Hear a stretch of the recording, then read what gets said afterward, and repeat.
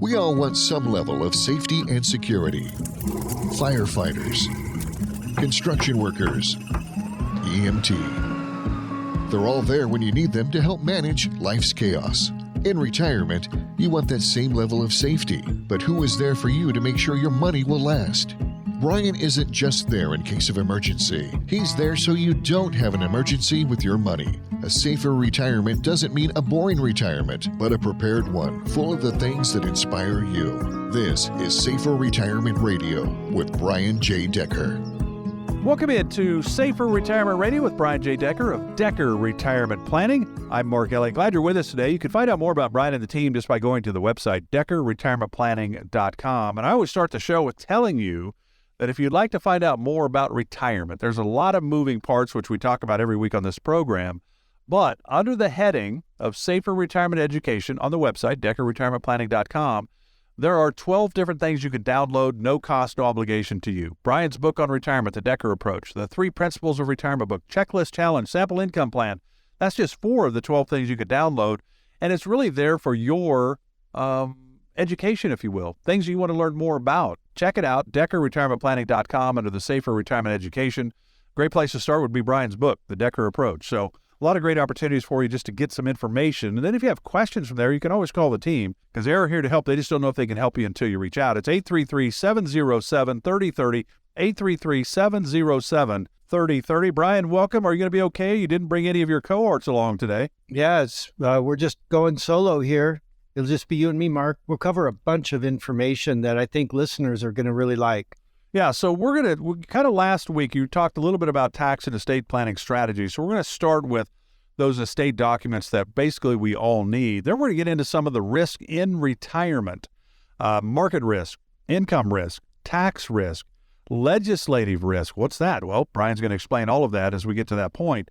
So we're going to cover a lot of ground. Let's start with what we kind of continuation of our topic last week, the estate documents. Because wills and trusts, those get confusing to me. I don't know, boy, do I need a living will? Do I just need a will? Do I need a trust? And then the powers of attorney, you have the financial side of that, the healthcare side of that. There's a lot of moving parts, right? Right.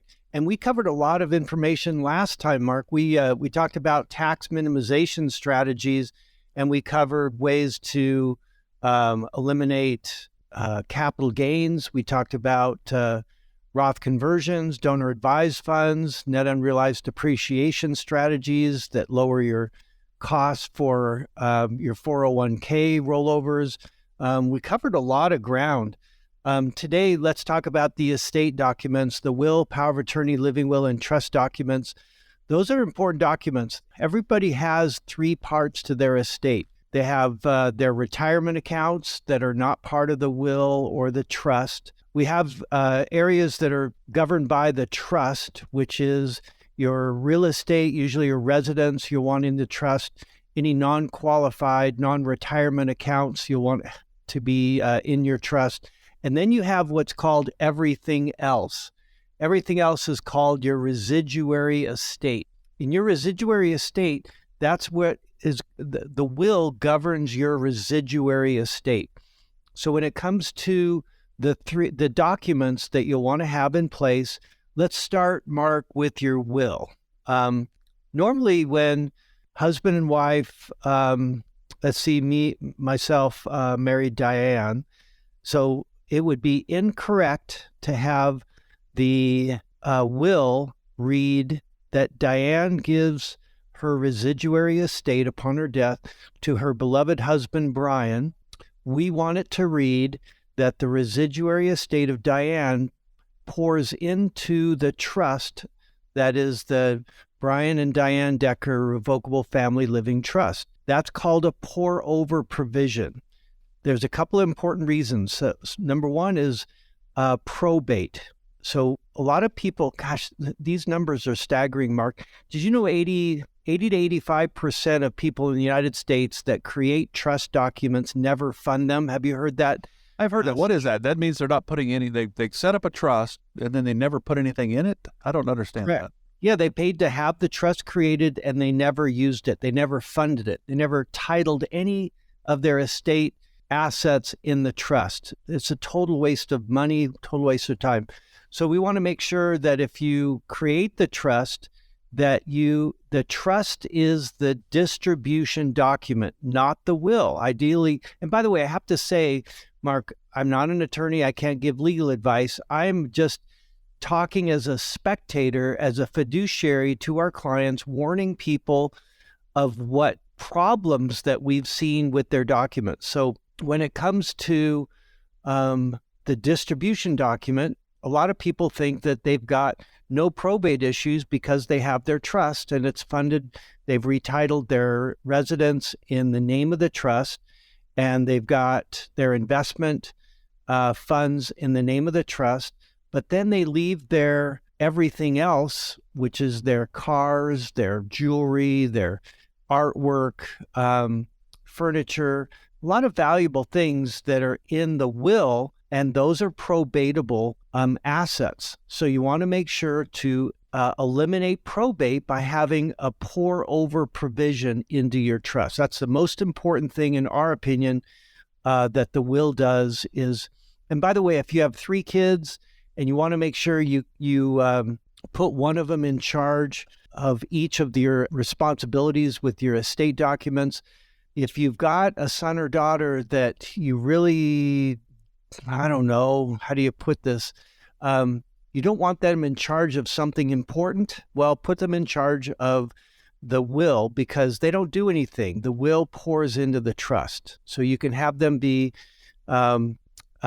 executor if you want. Usually spouses are executors to each other, but as backup, you can have them be executor and use them in that capacity, and they'd feel good about it, but they're really not doing anything. So the first thing on the will is make sure that the pour over provision is in there. And by the way, we see about half of the wills, Mark, are drafted where the will goes, the residuary estate goes to the spouse. It should go into the trust. Anything to add, Mark, on the will before we move to power of attorney document? But I mean, that's kind of the idea. You have a trust to I guess, skip the probate. But what's the difference between a will and a living will? Are they the same or are they different?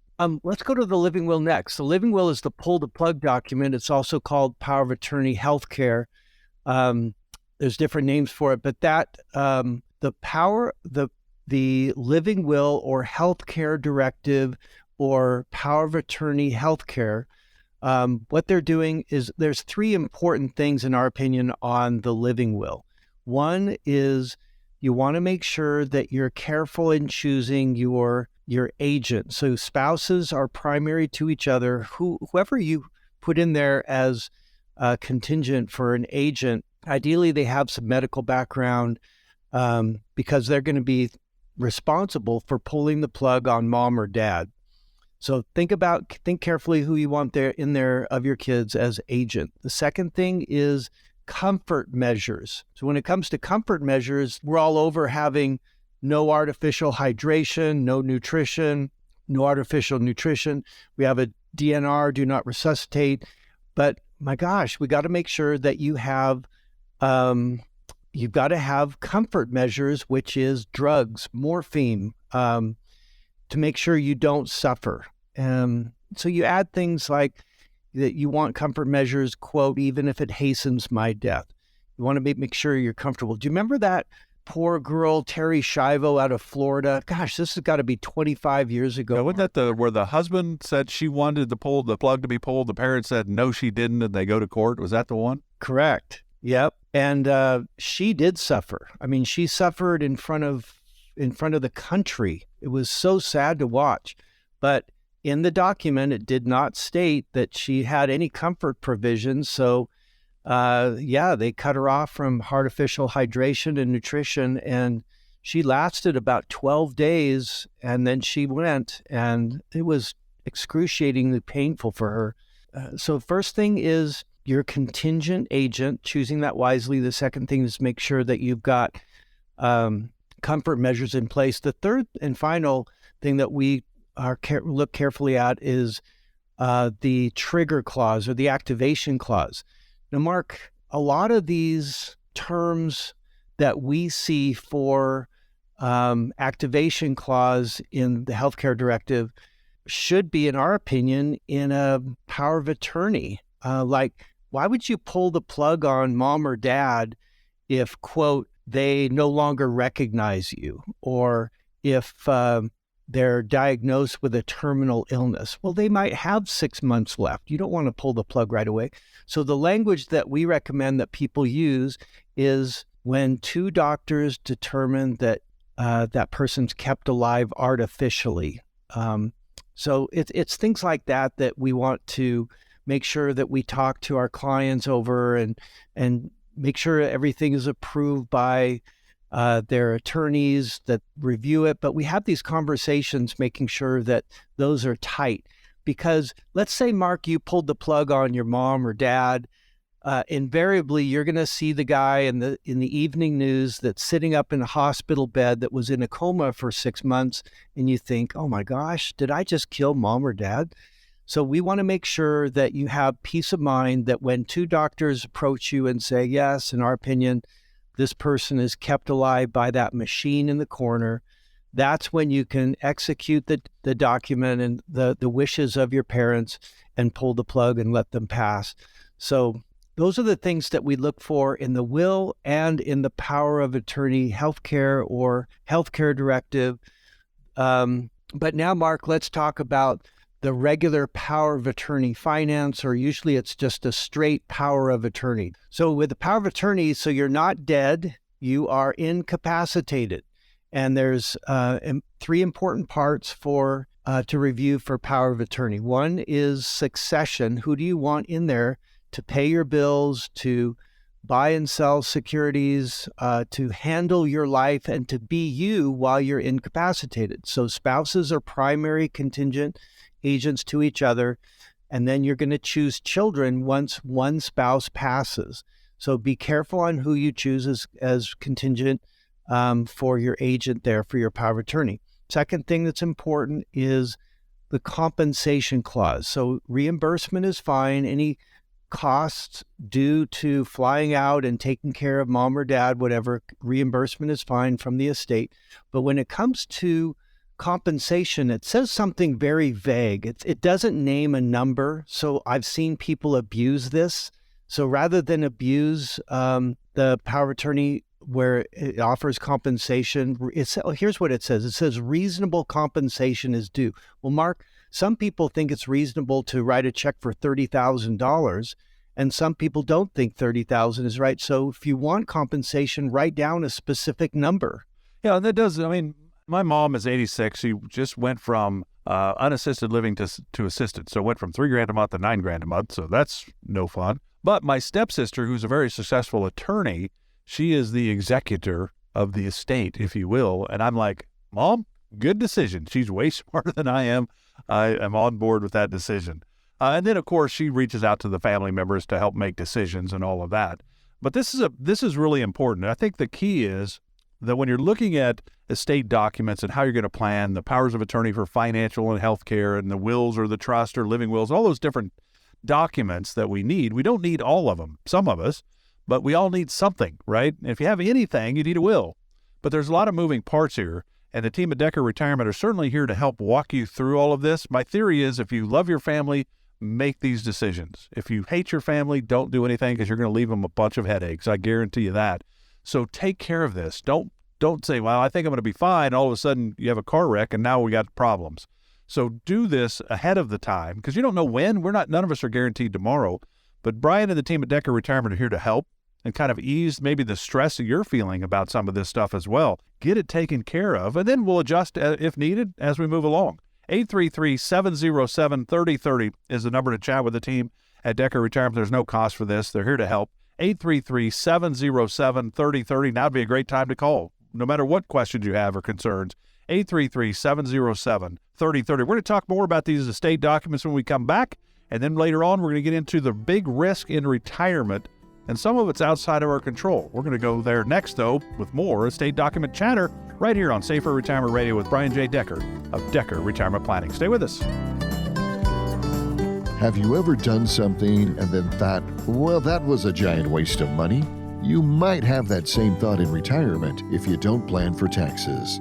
Call the team at Decker Retirement Planning to make sure you aren't giving more to Uncle Sam than you have to.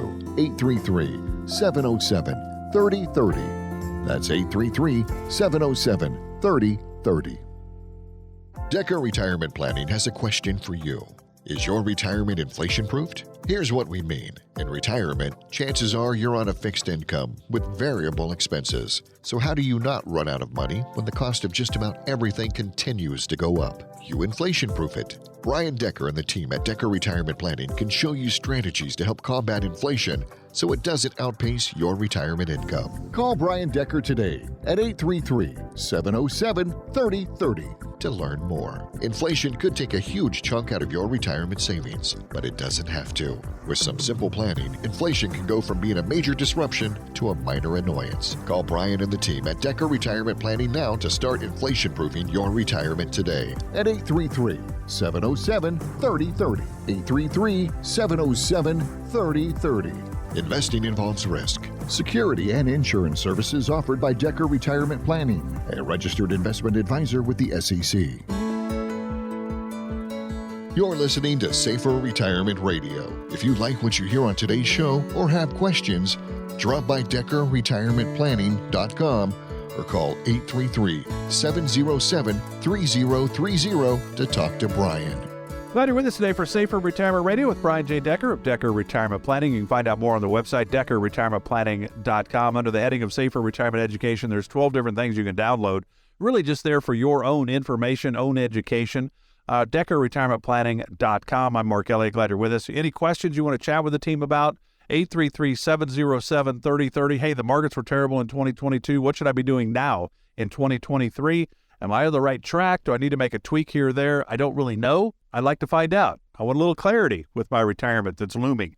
833-707-3030. We're talking about estate documents, and you were talking about the powers of attorney, and there's a lot of moving parts here as well. Right, Mark. And one of the things that you said at the end of the last segment was it really destroys a family if you don't have your estate documents. If you have properly drafted estate documents, it things slip from one generation to another. That estate transfer is very smooth. And that's our focus, is to make sure that the things that will create a smooth transition from the estate to the next generation, that's the focus, is making sure that there's no problems with the siblings, with the kids. We mentioned on the power of attorney document, you remember you're incapacitated. We focus on no compensation because it causes a problem. If Mark, you read that your brother took, quote, reasonable compensation, you're going to say, hey, well, how much did you take? We just have seen, and the focus again is making sure that the siblings all love each other after you leave. If you strike that reasonable compensation and put no compensation, or if you want a specific dollar amount, put that in there, 5,000 or whatever, then put a specific number. But you're really creating problems for whoever you choose as a successor agent in your power of attorney, one of your kids, by leaving that so vague. And the last thing is the trigger clause. So the trigger clause is interesting, Mark. So I'll use Diane and I again. Diane and I have a great marriage, and so we have the power of attorney active on signature.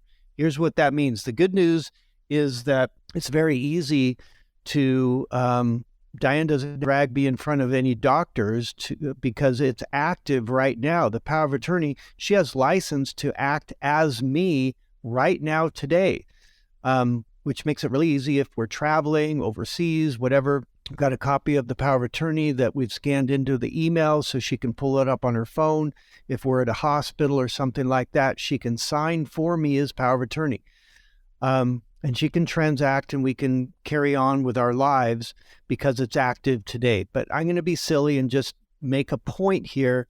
If she was really a Kansas State fan and I was who beat Kansas State just a few They were lost in the Elite Eight to Florida Atlantic. So you were a diehard Florida Atlantic fan, and then you rubbed it in that they beat K-State to go to the Final Four. Yeah, and I danced, and I got in her face, and I said how great our team was, and she really didn't like that.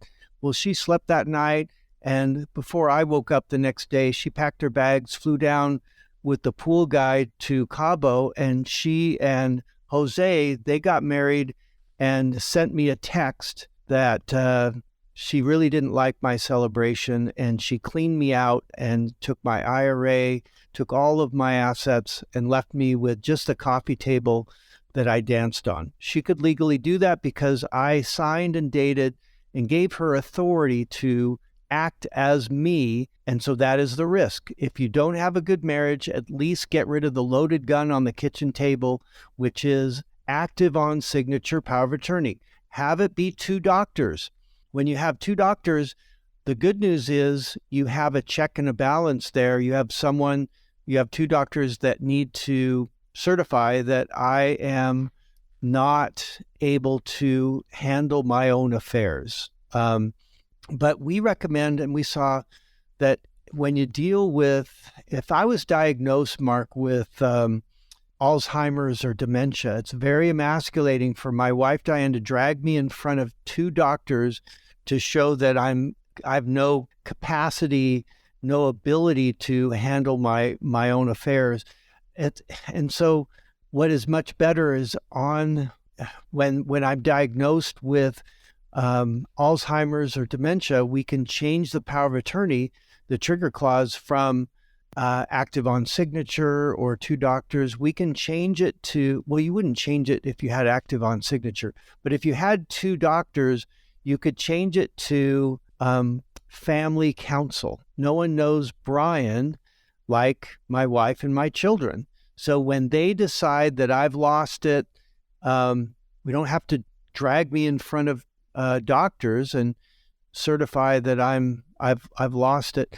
They can act as Brian and activate the power of attorney by just using that family counsel piece in there. So that's going to be important, is making sure you know that the power of attorney is a dynamic document and you can make some changes or edits pretty easily. The last one is the biggest one, Mark. This is the trust. The nuclear, there's a nuclear sentence in the trust that creates problems in most families. This creates problems where literally many times they don't talk to each other for years, decades, sometimes for the rest of their lives.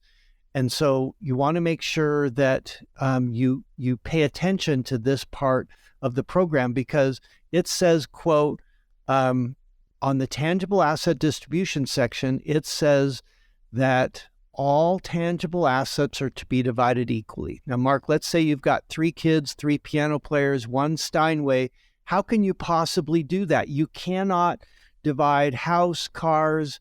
You cannot divide tangible assets evenly. And worse yet, it says the oldest gets to choose first. So the oldest, no dummy, they're going to choose the house. And then, how do you follow that up? It's not fair. So what we recommend that people add in there and edit in there, instead of that ridiculous sentence that all tangible assets should be divided equally, we take that out and add 4 sentences. Sentence number 1, house and cars are to be sold with proceeds equally divided. Sentence number 2, that liquidation clause, by the way, does make it fair. Sentence number 2 is where you refer to Appendix A for specific asset transfers. So this is where daughter wants mom's wedding dress, another daughter wants wedding rings, son wants dad's fishing equipment or the Corvette or whatever it is. You make specific asset transfers based on requests to your kids by Appendix A. Sentence number 3, anything not on Appendix A is to be sold/donated with proceeds equally divided. Sentence number 4, rights of first refusal apply. So when it comes to the 3 kids, let's say the oldest daughter is a doctor, married an attorney, and the other 2 are teachers. And so there's a huge net worth gap. And the daughter and the attorney say, when mom and dad pass away, oh, we can't possibly sell mom and dad's house. Let's just keep it. Well, the other 2 kids need the money, and they feel terrible and they have guilt because gosh, should they sell it or not? But they really need the money. So rights of first refusal means that if the oldest wants the house, they have to buy out the other two. Again, now it's fair. The kids are communicating, they're friendly, they're talking, they're expressing what they want. It's not at the expense of the other. And now we have a transfer of an estate where the children still love each other. So that's going to be very important. But that's just the first part of the trust. Many have friends choose their competency when it comes to the trust. No, you want two doctors to determine competency before you take a grantor or a trustor out of commission. This is like the power of attorney phrase. You want two doctors in there. You don't want friends wondering if, Mark, you've lost it or you still have all your marbles. So that's a second point. The third point is who you want to be the successor trustee. That's going to be a huge job. That's the transfer of the estate. That's shutting down the bank accounts, switching those over, creating an estate account. It's paying all the taxes, reading all the documents, understanding the documents, transferring assets where they should go. That's a lot of work. And you want to choose one of the children, ideally, who is very left brain focused, very organized. CPA would be great. Someone like that that would handle the transfer of the estate. But that's succession. Compensation. If you want compensation, again, like the power of attorney, it says, quote, reasonable compensation is due. That's a very vague thing. If you have 3 kids, there's going to be jealousy. You may put a specific dollar amount in there, but don't leave it so vague. And those are all the things with the trust document to make sure that your estate documents are all set. So wills, living wills, trust, powers of attorney for healthcare finances, a lot of moving parts here. Brian gave you some great ideas. If you want to sit down and learn more about this and go, man, I haven't really done all that yet. I need to do that. Give the team a call. 833-707-3030 is the number. Again, there's no cost for this. 833-707-3030 is the number. 833-707-3030. We're going to come back. We're going to talk about the 4 risks in retirement that really we'll all face. It's just the degree, I suppose. Stay with us. We got a lot more right here on Safer Retirement Radio with Brian J. Decker of Decker Retirement Planning. Excited for retirement? All that daydreaming can be time-consuming enough as it is. So why not get a little help with your retirement planning? Call Brian at 833-707-2020 and see where you stand in retirement.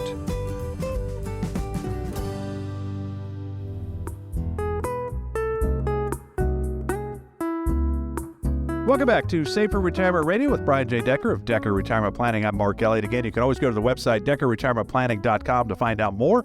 Also, under the Events tab, or under the Safer Retirement Education tab on the Decker Retirement Planning website, there's about 12 different things you can download, including Brian's book on retirement, The Decker Approach. It's all there for your information. There's no cost or obligation for this.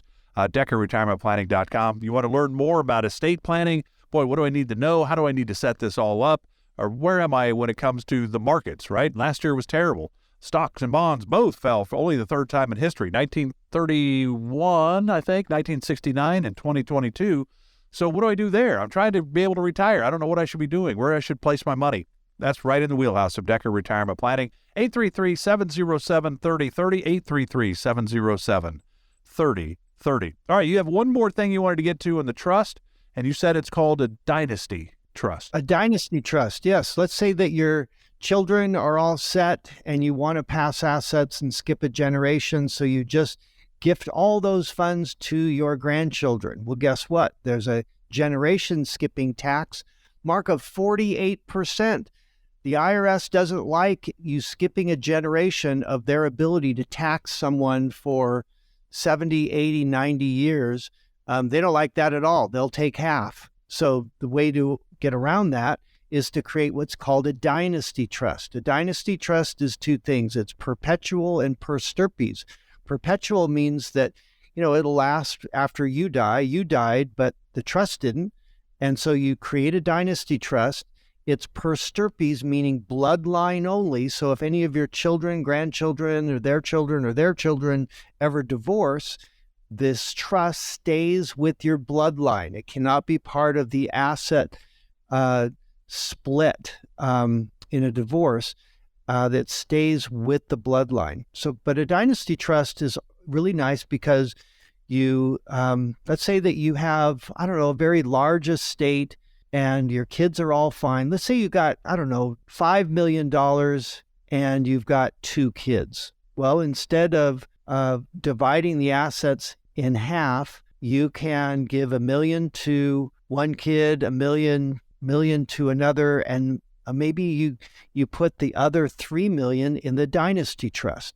The dynasty trust, what you write down is a blank slate. You can give a percentage of the trust to pay out to for college tuition, for first home, first baby, tuition and books, anything you want. You can incent responsible behavior from the grave, Mark. You're able to have the trust pay out a certain percent so that it's not too high and is able to fund these different choices that your grandchildren and their children make. But the dynasty trust is really fun in that you create it, list it as a beneficiary, and have it bless the lives of your posterity. I like that. If you'd like to learn more, give the team at Decker Retirement a call, 833-707-3030. A lot of moving parts here. Powers of attorney, healthcare, financial, wills, living wills, trust. How do I even know what I need? This is a great opportunity, I think, to sit down with Brian and the team at Decker Retirement, have them walk you through it. And the idea is they're going to give you options. They're not going to say you have to do this or you have to do that. Here's some of your options. Because at the end of the day, you're the CEO. It's your retirement. Brian and the team are here to help guide you, if you will. 833-707-3030. All right, now we're going to get into the 4 risks in retirement. And I think a lot of times we think, well, risk in retirement would be longevity. How long are we going to live? Or healthcare. And those certainly are. But you're going to go into a little bit different direction here. You're going to talk market risk, income risk, tax risk, and legislative risk. So let's save the tax and the legislative maybe to the final segment and touch on the market and income risk right now. That sounds good. Okay, market risk is a big risk for people in retirement because during your accumulation years, in your 20s, 30s, 40s, 50s, market goes down 30 or 40%. Mark, no big deal because your income is coming from your work. And every 2 weeks, you kick money into your 401k. The markets recover in 3 to 5 years, and you're better off for it because you dollar cost averaged into a down market. You benefited from that during your accumulation years. A whole different rules apply when you retire. Now you're drawing income from an account that is down 30 or 40%. If you do that, markets are down 30 or 40% and you're drawing income from that account, that is a life changer because now you're pulling income from a fluctuating account. You compromise gains when markets go up. You accentuate losses when markets go down. And it works until it doesn't. So the 2 biggest fears of people in retirement are, number 1, running out of money before you die. Why do they have that fear? Because these very smart people are trying to look at a pie chart and see how much money they can draw for the rest of their lives, and nobody can do that. No one can do that. They're just guessing. So they guess low, they underfund their retirement. They're not able to fully fund it because in distribution planning, in contrast, they're able to see how much money they can draw in retirement. We have spreadsheets showing all of their income from rental real estate, from pensions, from portfolios, from Social Security, from wages. We total them up minus taxes, and our clients are able to see how much money they can draw in retirement. So under market risk, when it comes to the portfolio, the second biggest fear in retirement has to do with these market crashes that roll through typically every 7 or 8 years. Now, this is kind of interesting history, Mark. 2008, we had a big market drop from November of 07 to March of 09. That was a 50% drop. 7 years before that was 2001, middle of a 3-year 50% drop in the S&P, 70% drop in the NASDAQ. 7 years before that was 1994. Iraq headed into Kuwait, and the markets were in turmoil. 7 years before that was 1987, Black Monday, October 19th, 20% drop in a day, 30% peak to trough. 7 years before that was 1980. 80 to 82 was a 40% market drop. 7 years before that was 73, 74 bear market. That was a 40% drop. 7 years before that was a bear market of 1966, 67. That was also a 40+% drop, and it kept going. The market cycle has gone every 7 or 8 years until 2008. And then we started something called quantitative easing. It's a Keynesian economic tool to stimulate short-term stimulus into the economy. But did we do it short-term? Oh, no. We kept it in there and stayed in there. So 2008 plus 7, you would expect 2015 to be another hit. It wasn't. It was until 2022. So, Mark, what is that? That's 17. What is that? 15. No, your 7 years would have been 2015. So then another 7 would have been 14. Yeah. Yeah. So that's 14 years before we had another double-digit market. Of course, we did throw COVID in there in 2020. Yeah. 35% in a 2 week or about a 5 week period. 5 weeks, 32% drop. You're right. We don't really count that because that was so quick. But anyhow, the market cycles have changed with modern monetary theory, which is a fancy name of just simply printing money, and quantitative easing that continued until recently when the Fed said that they're going to fight inflation, by the way, that they caused. The Fed and all the stimulus that came out with the COVID and the other things that have come out. I think it's over like $7 trillion have come out in stimulus. And so, of course, we're going to have inflation. But on market risk, how do you protect yourself from these market drops? Well, there's 3 ways that we protect our clients. One is quantitatively. I just will speak for myself and tell you, I think it's insane that bankers and brokers tell people to put 60 or 70% of their hard-earned money in retirement in the stock market. We pull our clients' exposure back, not at 60 or 70%, but typically 25% of client funds are at market risk. So quantitatively, we reduce their risk. Number 2, strategically, we reduce their risk. Just like in football, there's a time to have your offensive team on the field, and there's a time for your defensive team to be on the field. So we make sure that we go through and we find managers. We go through the databases, the Wilshire database, largest database of money managers in the world, Morningstar database, largest database of mutual funds in the world, and 4 others. And we have 4 requirements. 1, the manager has to have gone through a down market, or to us, they're not proven. Number 2, the manager has to show actual numbers, no hypothetical, no back-tested numbers. Number 3, manager has to show their performance net of all fees. And number 4 is the most important. They have to have third-party verification on all their performance. So we gather the data and we have 4 filters.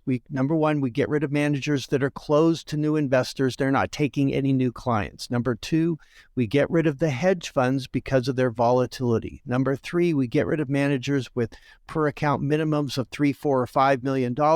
And number 4, we get rid of managers that have high beta. In the good years, they go way up. In the bad years, they go way down. What is left, Mark? And you've heard me say this many times, these are all computer models.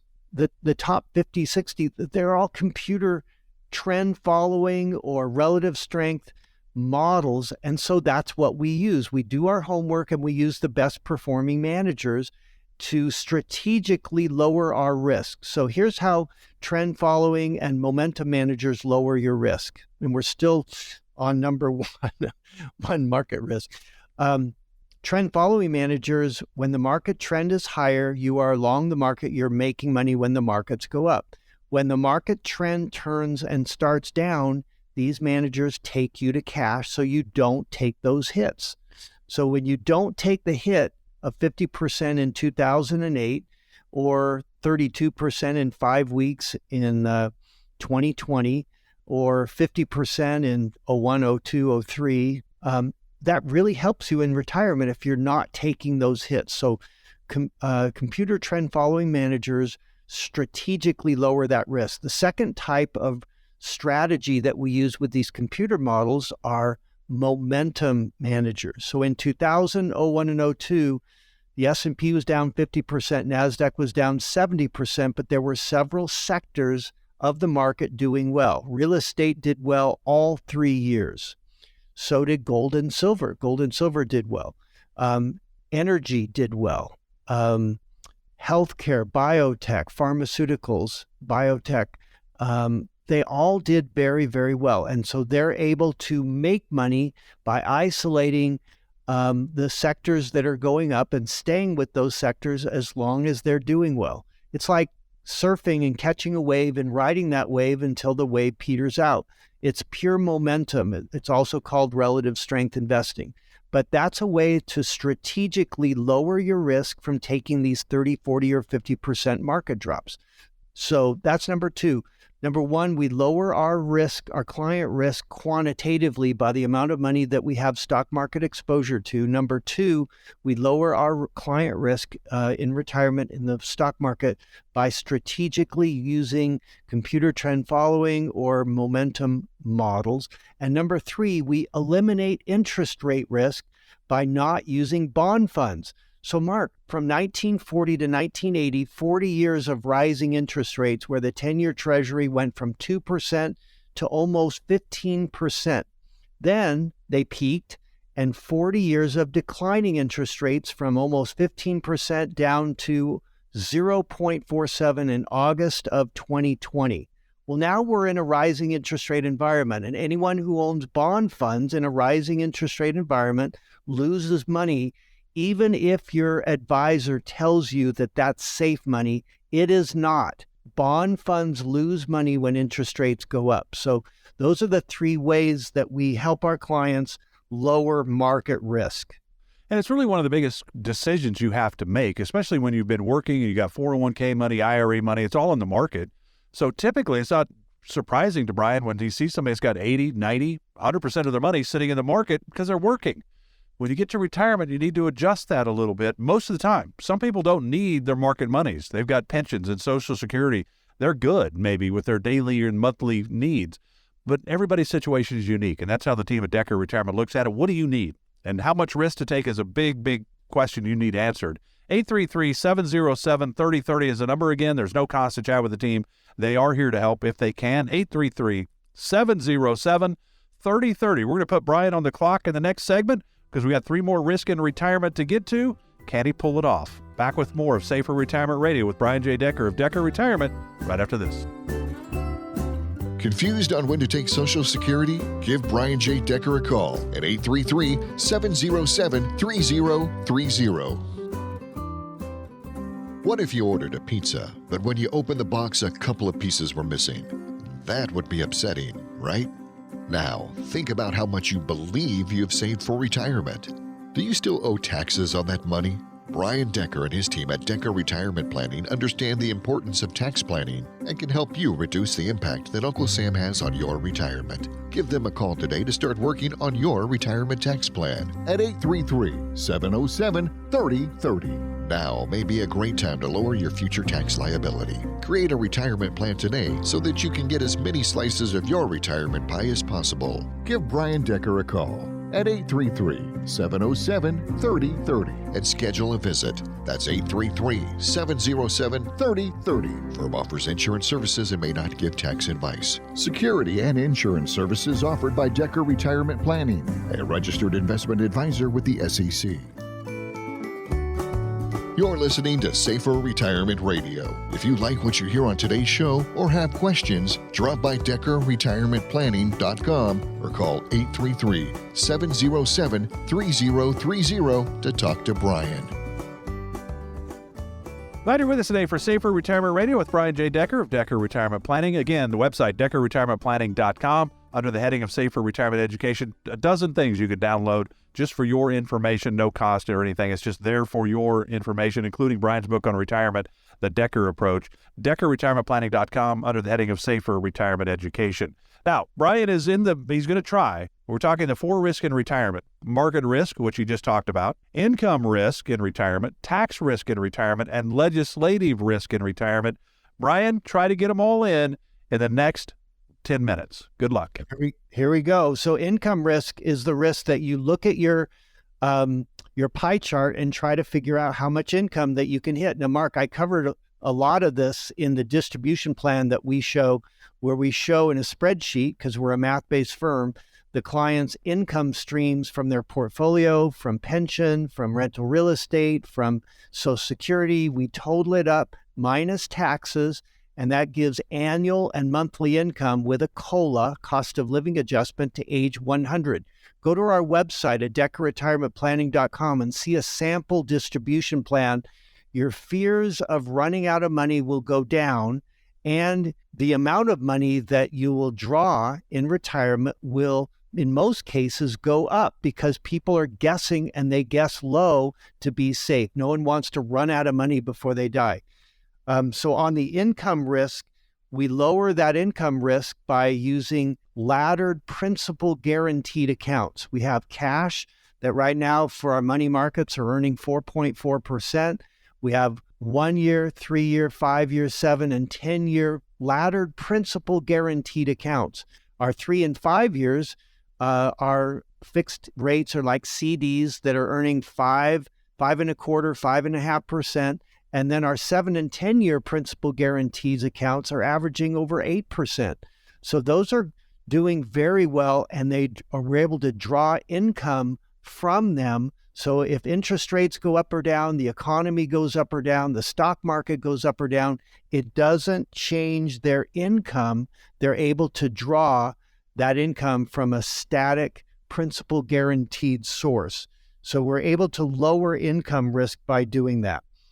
The third is tax risk. When it comes to tax minimization strategies, we employ commonly 3 with most clients. We mentioned in the previous segment, we talked about, several things, Mark, where we are able to lower clients' taxes with donor advised funds, charitable remainder trusts, qualified domestic relations orders, ILITs, irrevocable life insurance trusts, cost segregation, many different high-level tax planning strategies were on the previous show.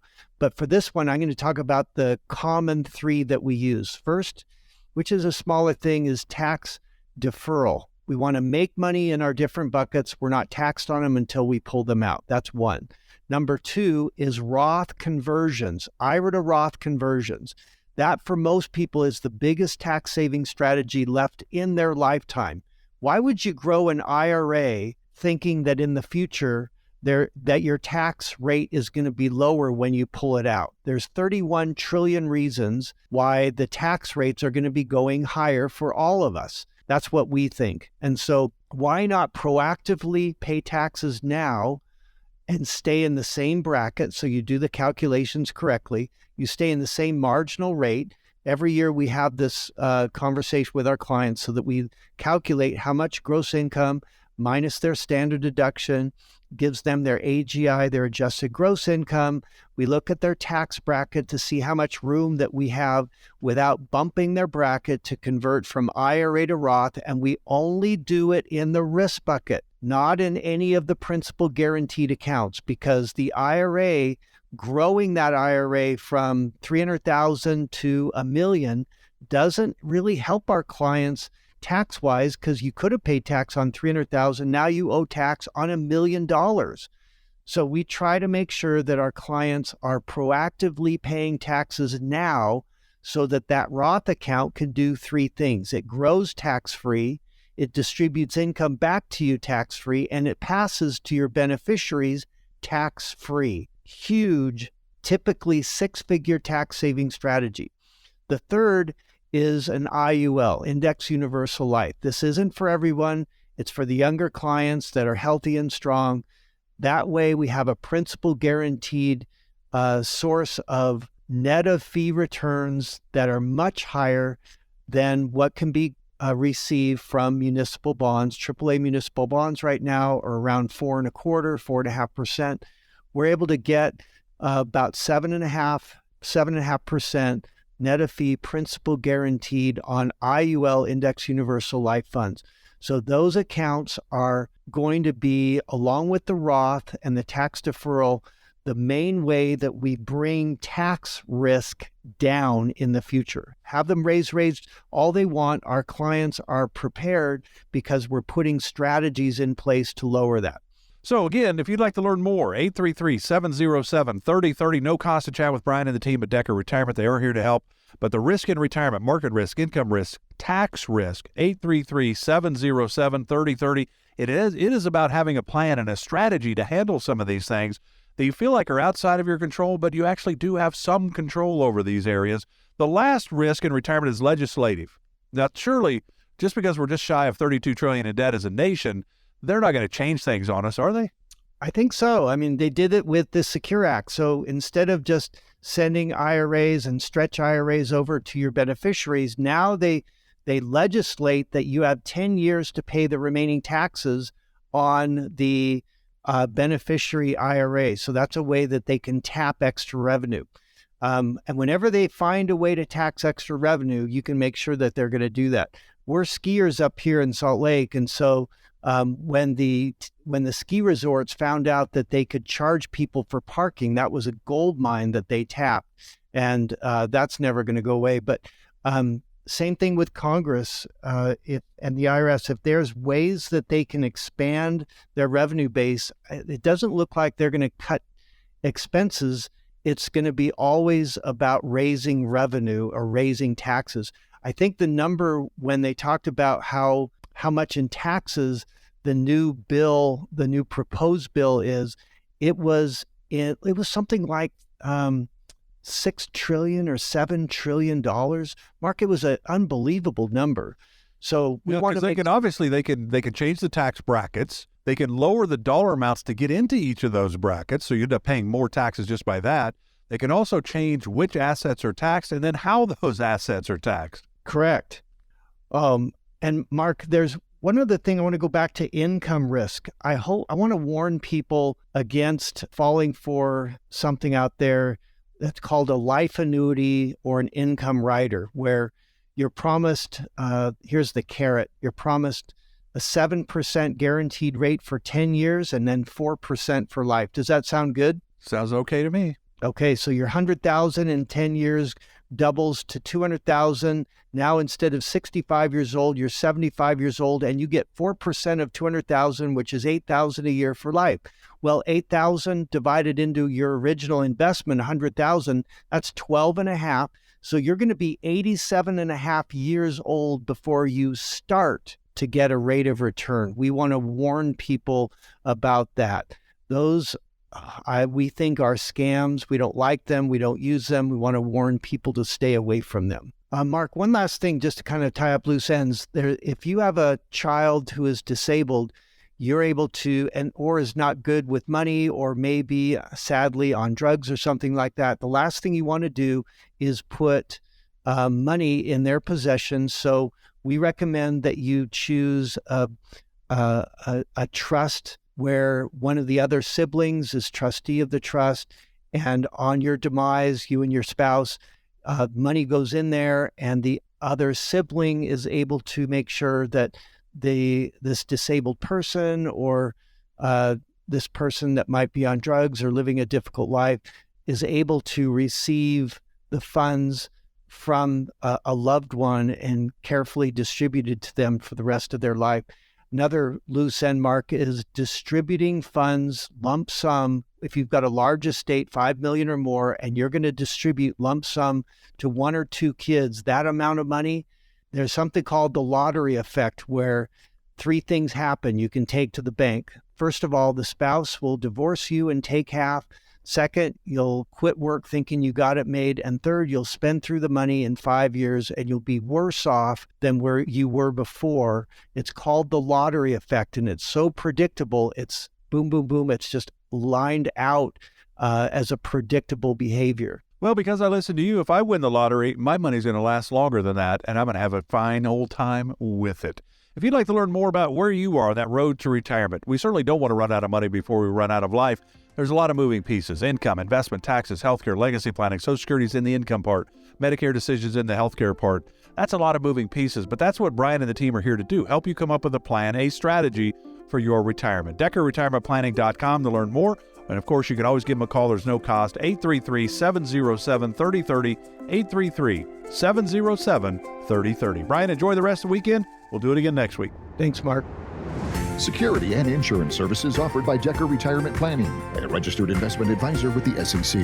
Investing involves risk, including the potential loss of principal. Any references to protection, safety, or lifetime income generally refer to fixed insurance products, never securities or investments. Insurance guarantees are backed by the financial strength and claims paying abilities of the issuing carrier. This radio show is intended for informational purposes only. It is not intended to be used as the sole basis for financial decisions, nor should it be construed as advice designed to meet the particular needs of an individual's situation. Decker Retirement Planning is not permitted to offer, and no statement made during this show shall constitute tax or legal advice. Our firm is not affiliated with or endorsed by the U.S. government or any governmental agency. The information and opinions contained herein, provided by third parties, have been obtained from sources believed to be reliable, but accuracy and completeness cannot be guaranteed by Decker Retirement Planning. This radio show is a paid placement.